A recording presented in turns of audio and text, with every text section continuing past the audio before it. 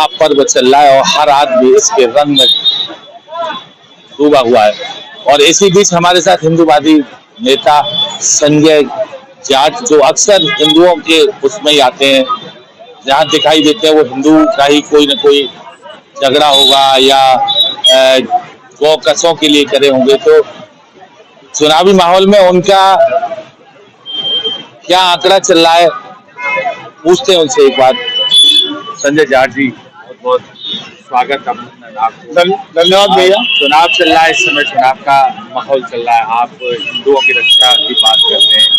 सबसे पहले तो पूरे भारतवर्ष के राष्ट्रीय जो पर्व के रूप में चुनाव का माहौल चल रहा है, तो मैं सभी आगरा शहरवासियों के साथ पूरे देश से अपील करना चाहता हूं, इस राष्ट्रीय पर्व में अपना मतदान करें और मतदान करने के साथ राष्ट्र को मजबूती प्रदान करें। रही बात माहौल चल रहा है, तो निश्चित तौर पर एक नए भारत का उदय हो रहा है और नया भारत इस ओर सनातन धर्म की ओर वापस लौट रहा है। भारत ही नहीं बल्कि पूरे विश्व में भगवा परचम लहराने की ओर भारत जा रहा है। एक और सनातन की रक्षा की एक चर्चा की जा रही है, जोर शोर से चर्चा की जा रही है। तो ऐसे में जो चुनाव के नतीजे आएंगे, किस पोजीशन में होंगे नतीजे? भारत जान चुका है, भारत जाग चुका है।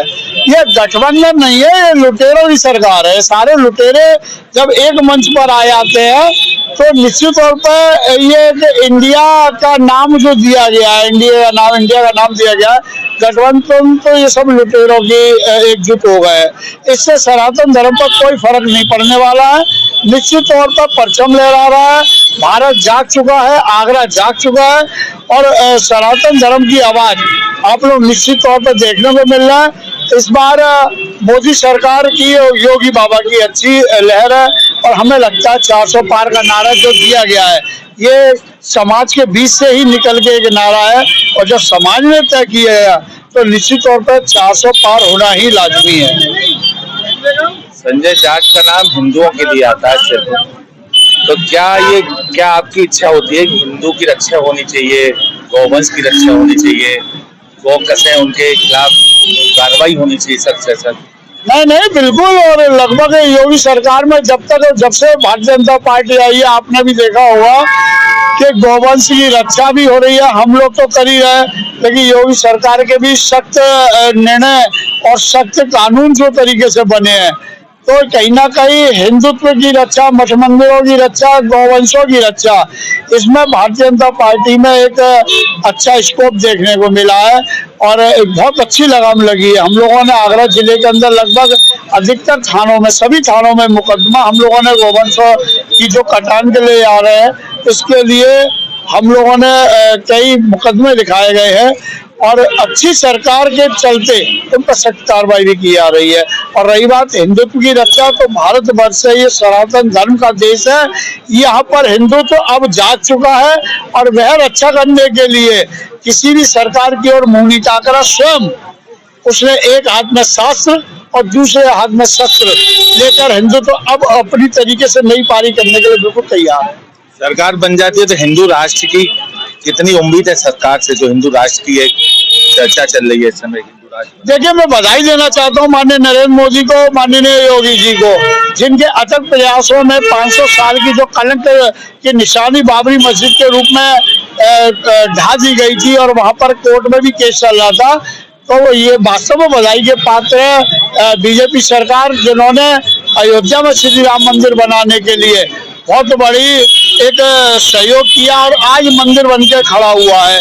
हम लोग उम्मीद करते हैं काशी विश्वनाथ और मथुरा, इसको भी जल्दी जल्द योगी बाबा और मोदी जी कोई कानून लाकर इनको भी जो पाप की निशानी इनके अगल बगल में लगी हुई है, निश्चित तौर पर इसको हटाकर हमारे श्री कृष्ण जन्मभूमि और काशी विश्वनाथ समेत देश में हजारों मठ मंदिर ऐसे हैं जिसको तोड़कर मस्जिद बना दी गई।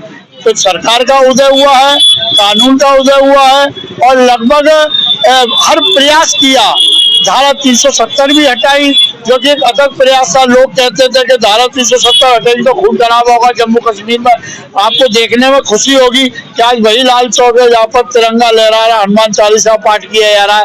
तो जब इतना बड़ा कश्मीर के अंदर हनुमान चालीसा पाठ और तिरंगा लहराया गया है, तो निश्चित तौर पर सनातन धर्म का उदय की ओर अग्रसर है भारत। राहुल गांधी है एक और, तो राहुल गांधी की अजीब सी फोटो आती है, उनका स्टेटमेंट आता है अजीब सा, प्रधानमंत्री की कोशिश कर रहे हैं बनने की। क्या कहना चाहेंगे? उनकी जो एक सोच है दिमाग की, वो देखिए, रोजे में टोपी और मंदिर में माला, अब ये नहीं चलने वाला। इतना समझ लीजिए, जनता जान चुकी है कि आप रोजे में खड़े होकर आप टोपी लगा रहे हैं और भरे मंच से आप नारी शक्ति का स्वरूप को चैलेंज दे रहे हैं। तीसरा, ये भारत को हिंदुओं को भगाने की बात कर रहे हैं। इनका स्टेटमेंट जो देखने को मिला सोशल मीडिया पे, तो 3 चीज काफी है इसको पप्पू साबित करने के लिए। जो आदमी ढंग से बयान नहीं दे सकता, जो आदमी हिंदुओं को भगाने की बात कर रहा है, जो नारी शक्ति का रूप देवी शक्ति को चैलेंज दे रहा है, तो निश्चित तौर पर इनका पतन तो उसी दिन चालू हो गया था जिस वक्त इन्होंने सर पर टोपी और मंदिर के अंदर कलावा, ये दोहरा चेहरा सामने लाया। तो मुझे नहीं लगता कि कोई खास फर्क पड़ने वाला है। बाकी सपने देखने का ख्वाब सबको है, चाहे वो प्रधानमंत्री देखना है, लेकिन ऐसा नहीं है। हिंदू जाग चुका है और हिंदू निश्चित तौर पर भगवा की ओर देख रहा है। चुनाव चल रहा है, चुनाव में आम आदमी के लिए क्या संदेश है आपकी ओर से? चुनाव में मेरा यही संदेश है कि यह एक राष्ट्रीय पर्व है। चुनाव वोट डालना एक राष्ट्रीय पर्व है और 5 साल बाद मौका मिलता है, अपनी सरकार चुनने का मौका मिलता है। अगर कहीं बहन बेटियों को लव जिहाद से मुक्ति मिली हो, हमारे मठ मंदिरों की रक्षा हुई हो, गौ माता को राष्ट्रीय पशु घोषित करने का भारत को हिंदू